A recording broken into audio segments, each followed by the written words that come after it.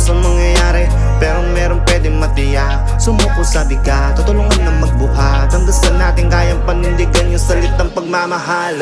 Kung sakali bang mawala